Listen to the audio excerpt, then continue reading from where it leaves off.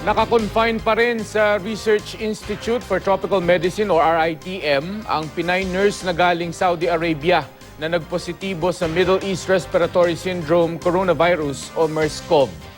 Makibalita tayo kay Oscar Oida. Ang mga thermal scanner na ito sa NAIA muli na namang masusubok sa pagsala ng mga may mataas na body temperature. Kasunod yan ang kumpirmasyon ng Department of Health ng kauna-unahang kaso ng Middle East Respiratory Syndrome Coronavirus o MERS-CoV na dito sa Pilipinas lumabas. Ang nagpositibo, 32 anyos na nurse mula Saudi Arabia na umuwi nitong February 1 sakay ng Saudia Airlines Flight 860 kasama ang mister. Sabi ng DOH, inuubo lang ang nurse nang dumating sa bansa. Agad din naman daw siya umuwi sa kanilang bahay na di tinukoy kung saan.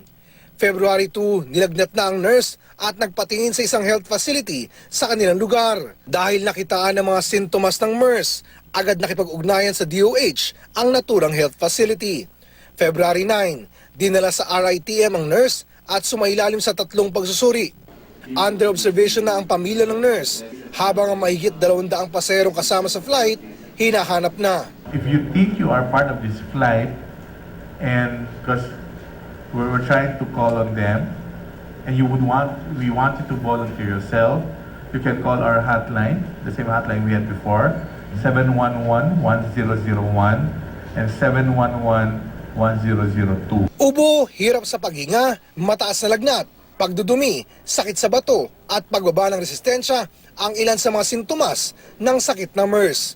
Pwedeng makahawa sa laway ang MERS-CoV pero sabi ng DOH, mababa raw ang risk of transmission. May 2 naunang kaso ng MERS-CoV sa Pilipinas noong 1 taon pero sa Middle East daw sila na-diagnose.